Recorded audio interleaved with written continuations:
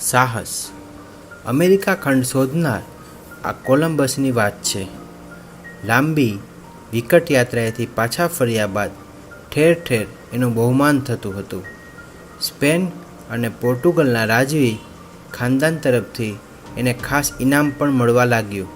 આ બધું એના વિરોધીઓથી જોવાતું નહોતું અને ઈર્ષાના માર્યા કહેતા કે કોલંબસે થોડી નવી જમીન શોધી એમાં ક્યાં કોઈ મોટો મીર માર્યો હતો. જમીન તો ત્યાં જ હતી. વહાણ લઈને ત્યાં ગયો. જમીન જોઈને એ પાછો ફર્યો. એમાં એણે એવું કર્યું છે શું મોટું પરાક્રમ કે સાહસ. કોલંબસના વિરોધીઓનો આ ચળભળાટ રાજવી ખાનદાન સુધી પણ પહોંચ્યો.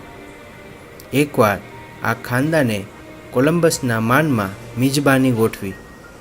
ત્યારે જમતા જમતા રાજાએ બધાને સંબોધીને કહ્યું, તમારામાંથી કોઈ આ ઈંડાને ટેબલ પર સીધું ઊભું રાખી શકે એમ છે? એ મિજબાનીમાં કોલંબસના વિરોધીઓ એવા અમીર ઉમરાવો અને સેનાપતિઓ પણ હાજર હતા. એ બધાને ઈંડાને ટેબલ પર સીધું રાખવાના પ્રયત્નો કર્યા, પણ એમાં કોઈને સફળતા મળી નહીં.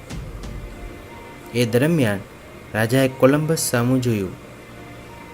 કોલંબસે ઈંડું હાથમાં લીધું અને એના એક છેડે હળવેથી ટેબલ સાથે અઠવાડ્યો. એના પરિણામે ઈંડાના એ ભાગે સહેજ ખાડો પડી ગયો અને ત્યાંની ગોળ સપાટી સીધી થઈ ગઈ. પછી કોલંબસે એ ભાગ પર ઈંડું ઊભું રાખી દીધું. આ જોઈને મિજબાનના ગણગણાટ વાપી ગયો અને કોઈએ તો કહી પણ દીધું કે આ રીતે કોઈ પણ માણસ, અરે નાનું બાળક સુદ્ધા ઈંડાને ટેબલ પર ઊભું રાખી શકે. રાજાએ કહ્યું, અમે ક્યાં કોઈને એમ કરવાની ના પાડી હતી, અને એ જ રીતે અમે દરિયાઈ સફરે જવાની પણ ક્યાં કોઈને ના પાડી હતી. અમેરિકાનું અસ્તિત્વ તો આ પૃથ્વીના પટ પર જ હતું. એને શોધી કાઢવા માટે જે બીજા કરતાં થોડા વધારે પ્રયાસના અભિગમની જરૂર હતી, જે કોલંબસ પાસે અભિગમ પણ હતો અને સાહસ પણ.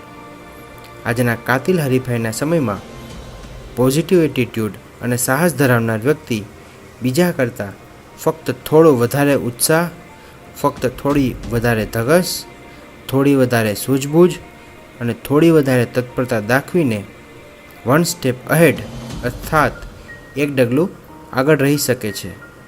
જ્યાં છે ત્યાં જ રહી પડતા સામાન્ય માણસ અને પ્રગતિના પથ પર સદા આગળ વધતા અસામાન્ય માણસ વચ્ચે આ ફક્ત થોડા વધારાનો જ તફાવત હોય છે.